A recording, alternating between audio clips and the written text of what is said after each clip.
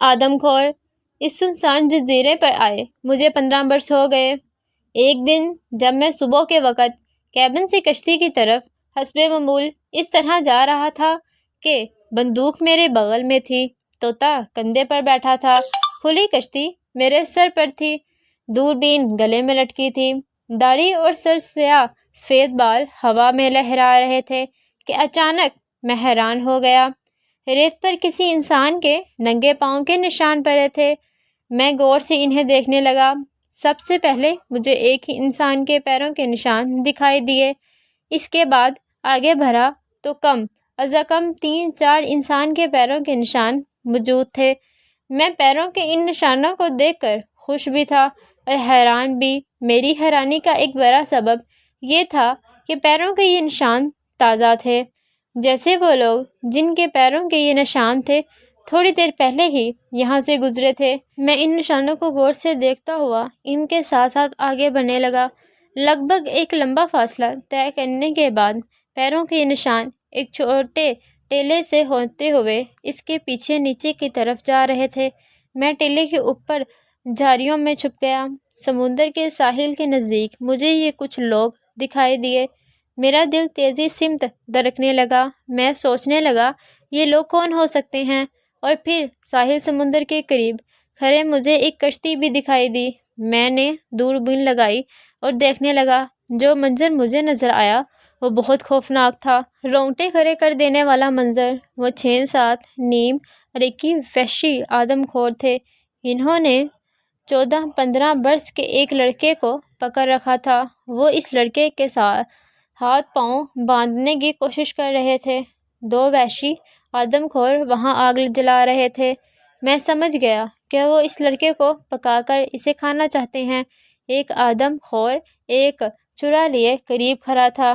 میری حیرت کم ہونے لگی تھی۔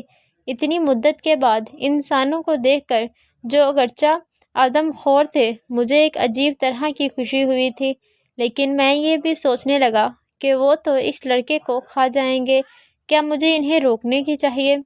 حقیقت یہ ہے کہ میں ایک لمبے عرصے کے بعد انسانوں کو دیکھ کر بونجھک ہو گیا تھا، اسی لیے میرے لیے فوری طور پر فیصلہ کرنا مشکل ہو رہا تھا۔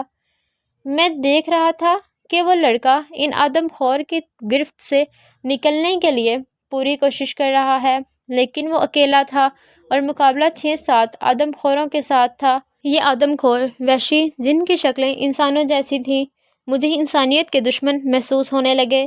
اس سے پہلے کہ میں کوئی فیصلہ کرتا، میں نے دوربین سے دیکھا وہ لڑکا ایک زوردار جھٹکے کے ساتھ ان آدم خوروں کے شکنجے سے آزاد ہوا اور جس ٹینکے کے پاس میں کھڑا تھا اس طرف تیزی سے بھاگنے لگا۔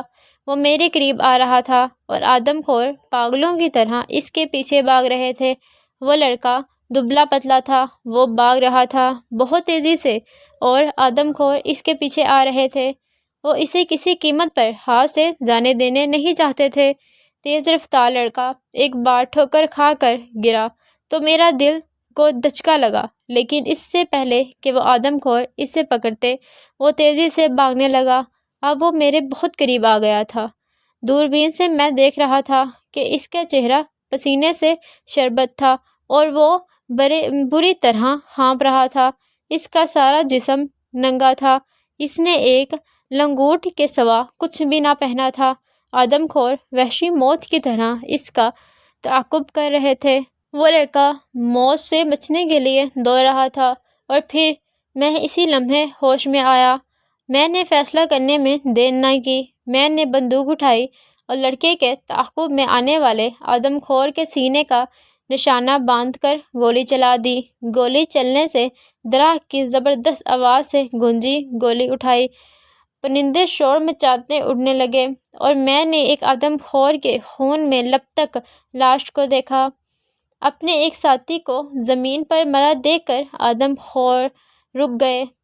اس دوران میں لڑکا بھاگ کر مجھ سے ذرا ہٹ کر کھڑا ہو گیا۔ وہ ہانپ رہا تھا، کبھی تو وہ مجھ سے حیرانی سے دیکھنا، کبھی لاش کو۔